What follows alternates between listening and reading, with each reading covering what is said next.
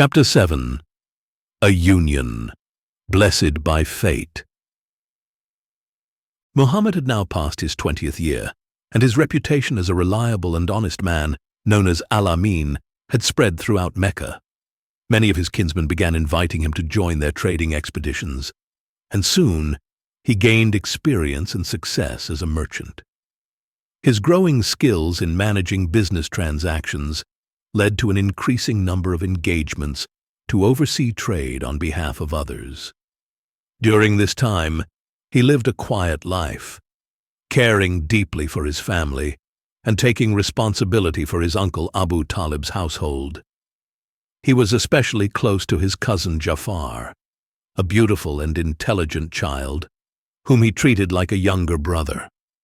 It was during these years that Muhammad considered marriage for the first time. He wished to marry his cousin, Hani, the daughter of his uncle Abu Talib. But Abu Talib, feeling that the young man was not yet in a position to marry, arranged instead for Hani to wed another kinsman from the powerful clan of Makhzum. Disappointed but not discouraged, Muhammad accepted his uncle's decision and focused on his work, knowing that, in time, God would provide him with the right opportunity.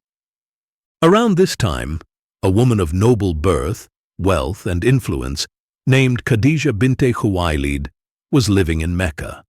Khadijah was a distant relative of Muhammad, and like her cousin Warqa, she was known for her insight and keen understanding of people. Twice married and twice widowed, she had taken on the management of her own trading business and sought out trustworthy individuals to handle her affairs. She had long heard of Muhammad's good character and sought him out for a business proposal. One day, she sent word to him, asking if he would consider managing a caravan of goods to Syria on her behalf. Muhammad accepted the offer, and she promised him double the fee she had paid any other Quraysh merchant.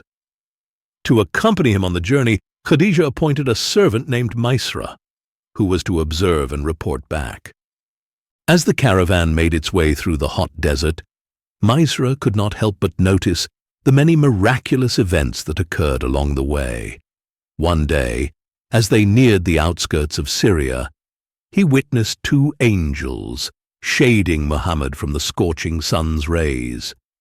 Then, in Bostra, they halted near the cell of a monk named Nestor. When Nestor saw them, he asked Maisra about the man resting beneath a tree. Maisra explained that he was from the people who safeguard the Kaaba. Nestor replied, "None other than a prophet is sitting beneath that tree." On their return journey to Mecca, Maisra saw the angels shading Muhammad once more. The words of Nestor, combined with these strange visions, left Maisra in awe of the young merchant he was accompanying.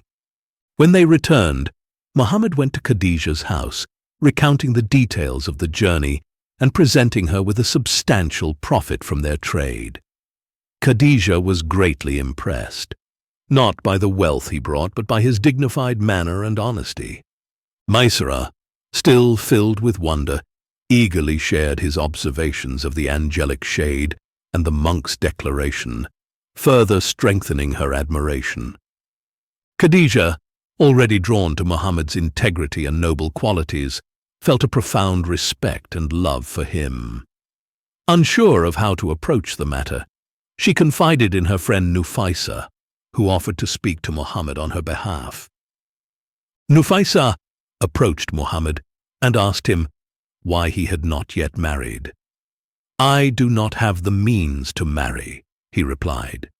"But if thou wert given the means, and if thou wert bidden to an alliance of beauty, nobility, and abundance, wouldst thou not consent?"